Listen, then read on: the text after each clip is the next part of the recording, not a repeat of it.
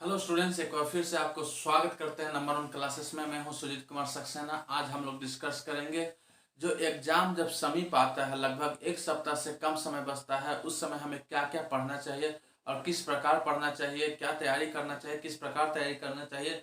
इन बातों के लिए छोटी सी बात आपको हम समझाने पर हूँ। सबसे पहले जब एग्जाम नज़दीक आती है तो हमें वही चीज़ पढ़ना चाहिए जो हमें कंफर्टेबल होता है, जिससे हमें अच्छी रीति से याद हो जाती है।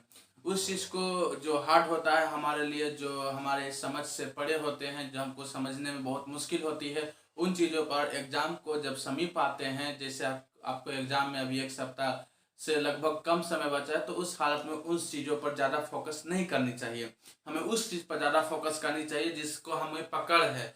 चाहे कोई भी सब्जेक्ट हो, मैथमेटिक्स हो या कोई भी अप्लाइड फिजिक्स हो या केमिस्ट्री हो, कुछ भी सब्जेक्ट हो जिस पर आपको ज़्यादा पकड़ है, जो आप अच्छी रीति से उसमें आप सक्षम हैं, आप उसको कर सकते हैं, उसमें आप अच्छा याद कर सकते हैं, अच्छी तरह से लिख सकते हैं या अच्छी तरह से सॉल्व कर सकते हैं, उस क्वेश्चन पर ज़्यादा फोकस करना चाहिए। क्योंकि आपको जब उस प्रकार क्वेश्चन जो आपके लिए टफ है, आपके लिए मुश्किल हो क्वेश्चन, आपको शुरुआत में मेहनत करने का समय है। जो सेमेस्टर शुरुआत होती है, जब आपको 6 महीने समय मिलते हैं, जो भी समय मिलते हैं आपको, जितने भी महीने समय मिलते हैं, उन समय में आपको और तैयारी करने का समय होता है।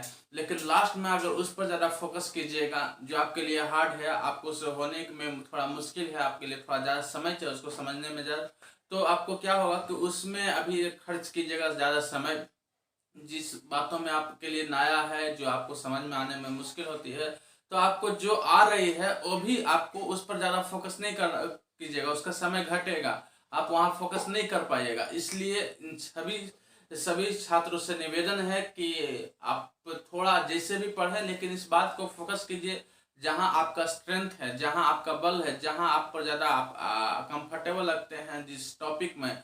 क्योंकि हर एक मान लीजिए इंजीनियरिंग मैकेनिक्स है तो उसमें 5 यूनिट है, तो 5 यूनिट में जो आपको कंफर्टेबल लगता है उस चीज़ को ज़्यादा फोकस कीजिए। उसमें ऐसे भी होंगे जो आपके लिए थोड़ा सा मुश्किल दिखाई, तो उस पर ज़्यादा फोकस मत कीजिए। अभी लास्ट एग्जाम है, आपको करना था कब? शुरुआत में करना था, जब सेमेस्टर शुरुआत हो गई थी, जब पिकअप पकड़ लिया था, मिड में करना था। लेकिन लास्ट में उसमें फोकस कीजिएगा, जो आपको इजी क्वेश्चन है, जो आप पकड़ सकते हैं, उसको अभी आप मिस कर दीजिएगा। इसलिए अभी सभी छात्र से निवेदन करते हैं कि एग्जाम का समीप, जब एग्जाम नज़दीक आता है, तो नए क्वेश्चन को पढ़ने के लिए जो आपके लिए थोड़ा डिफिकल्ट होता है, मुश्किल होता है, उस पर ज़्यादा फोकस नहीं कीजिए।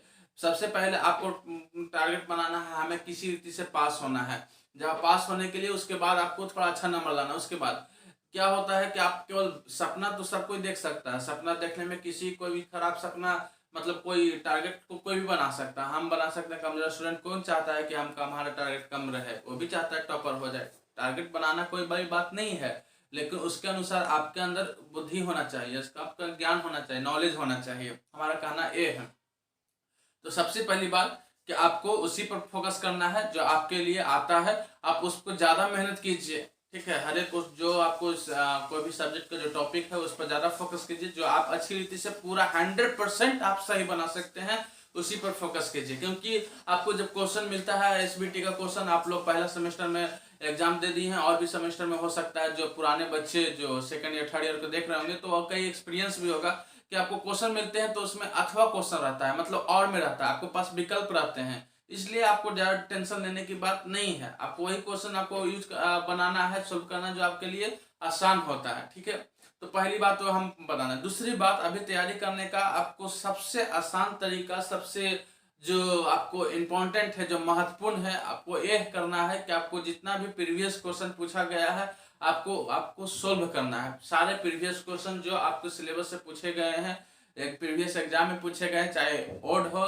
चाहे इवन हो। कई लोग कहते हैं इवन का एग्जाम है तो इवन पढ़ना चाहिए, ऐसा बात नहीं है। ओड है, इवन है, वो कोई भी क्वेश्चन है उसको आप पढ़िए, वही आपका इम्पोर्टेंट क्वेश्चन ही रहेगा। इसलिए जब भी हम लोग इम्पोर्टेंट क्वेश्चन बनाते हैं तो प्रीवियस क्वेश्चन से उठाते हैं, उसी क्वेश्चन को लिखते हैं, तो आपके लिए इजी हो जाता है कि एक बार में स्क्रीनशॉट लीजिएगा, सारा प्रीवियस क्वेश्चन आपको एक बोर्ड में मिल जाता है। आपको ज़्यादा रिसर्च करने के, इधर उधर करने के लिए, ज़्यादा एक बार लिखने के लिए आपको दिक्कत नहीं हो पाता है, क्योंकि हम लोग यूनिट बाय यूनिट हर एक क्वेश्चन जो प्रीवियस आता है उसी को हम लोग लिखते हैं, कुछ हम लोग थोड़ा बहुत मिला देते हैं, तो ये होता है इंपॉर्टेंट क्वेश्चन। अगर आप कहिएगा तो इंपॉर्टेंट क्वेश्चन देने के लिए तैयार हैं, जो पिछला है उसको और ऐड कर देंगे। यही होता है इंपॉर्टेंट क्वेश्चन। अगर इंपॉर्टेंट क्वेश्चन ना भी देता है, कहीं से आपको सर्च करना नहीं है, डरना नहीं है, किसी से मांगने की नहीं है, किसी को भीख जरूरत भी नहीं है। ठीक है, आपको क्या करना, प्रीवियस क्वेश्चन उठाना है, यूनिट बाय यूनिट उसको छाट लेना है, और उनमें से जो आपको थोड़ा आपको लगता है गेस ये भी आ सकता है, इस बार कभी नहीं पूछा ये आ सकता है, तो उसको ऐड कर लीजिए। यही है इंपॉर्टेंट क्वेश्चन।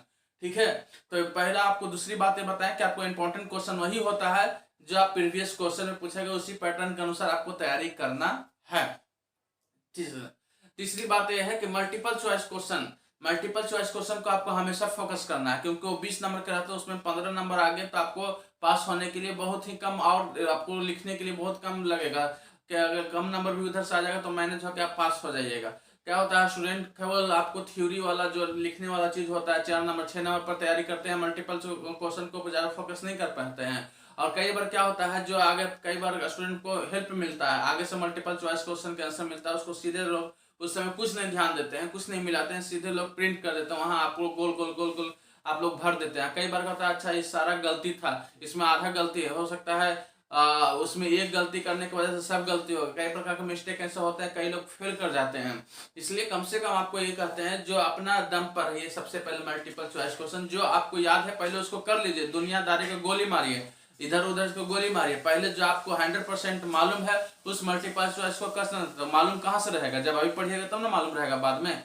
तो यही आपको बताना चाहते हैं, मल्टीपल चॉइस क्वेश्चन को कई बहुत स्टूडेंट देखते भी नहीं है, ताकते हुए वो तो हमको एग्जाम में आगे पीछे करके मिल जाएगा, वो तो हमको पास हो जाएगा, वो तो हमको मिल जाएगा। अरे भाई मिल जाएगा, हो सकता है गलत है कि सही है, कौन गारंटी है, मिल तो जाएगा। ठीक है, अब उस समय पूरा आपको लगेगा कि हमको सब मिल गया, निश्चिंत हो जाएगा, हो सकता है 20 गलती है, ठीक ना, और लाख बार है 20 सही हो सकता है, लेकिन आप इसलिए रखें कि अपना भरोसा पर पैर रखिए। ठीक है, अपना भरोसा कीजिए, अपना मल्टीपल चॉइस क्वेश्चन को बहुत अच्छी रीति से तैयारी कीजिए। जो आपको पहले मल्टीपल चॉइस क्वेश्चन 100% आता है उसको बिना किसी हेल्प किए हुए, बिना डाउट के, बिना आगे पीछे किसी से पूछे हुए, कंफर्म हुए बिना, आप पहले उसको कर दीजिए सॉल्व। उसके बाद कहीं से हेल्प आता है तो उसके बाद जो आपको नहीं आता उसको आप यूज कर सकते हैं। तो 3 बात को अभी सिखाने के लिए कोशिश की है। पहला कि आपको जो इजी लगता है, जो आप में अच्छा आपको पकड़ है उस चीज को पढ़ना। दूसरा, प्रीवियस एसबीटी का क्वेश्चन पढ़ना। तीसरी बात, मल्टीपल चॉइस क्वेश्चन को भी पढ़ना है। चौथी बात, कई स्टूडेंट एग्जाम के समय लास्ट में यही गलती करते हैं, केवल पढ़ते हैं, लिखते नहीं है, लिखते बहुत कम है। ये हम भी किए थे। ठीक है, तो उसमें बहुत मुश्किल होता है, आपको पढ़िएगा तो लगेगा याद हो गया, आप कॉपी बंद करके लिखिएगा तो पता लगेगा लिखेगा ही नहीं। ठीक है, तो एक गलती होती है, इसलिए स्टूडेंट को वहां लिखना रहता है, वहां एग्जाम में पढ़ना नहीं रहता। आपको जो याद हो वो नहीं लिखना, जो क्या आप पेपर में लिख रहे हो उससे नंबर मिलता है। आपको दिमाग में हो सकता है बहुत नॉलेज होगा सब्जेक्ट के बारे में, बहुत चीज आइडिया होगा, बहुत चीज पढ़े होंगे, लेकिन जो चीज लिखिएगा नहीं तो आप फेल कीजिएगा। तो लिखना इंपॉर्टेंट है। ठीक है ना, तो इसलिए जब आप पढ़ते हैं तो उसको आप कॉपी बनकर, किताब बनकर के आप अपने तरीका से, अपने शब्द से आप लिखने के लिए कोशिश कीजिए, कितना हम लिख सकते हैं। तो आपको बताना है कि हमको बताना है। चौथी बात यह है कि लिखते हैं, कई स्टूडेंट केवल पढ़ते हैं, पढ़ते जा रहे हैं, दिन सुबह उठ रहे हैं पढ़ रहे हैं, शाम को पढ़ रहे हैं, जब जब टाइम मिल रहा है जब पढ़ रहे हैं, और लिखते नहीं करते हैं, तो बहुत गलती बात है। आपको बहुत ही डिफिकल्ट होगा एग्जाम लिखने में, इसलिए स्टूडेंट से निवेदन करते हैं, ठीक है, आपको सजेशन देने के लिए वीडियो बना रहे हैं कि आप ना केवल पढ़िए, ना केवल याद कीजिए, आप उसको लिखने का प्रैक्टिस कीजिए।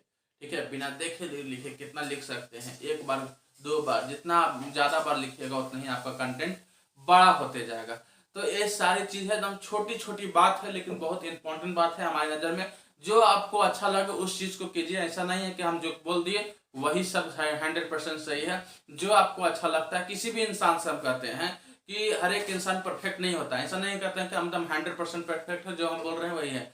जो आपको हमारी बात हो सकती है, 1 पॉइंट अच्छी लगी आपको वो आप कीजिए, हो सकता है 2 पॉइंट अच्छे लगे वो आप कीजिए, बस आपकी मर्जी है। जहां से भी आपको मिल जाए, किसी भी इंसान से यदि सीखना है तो उसको अच्छी बात को सीख लीजिए।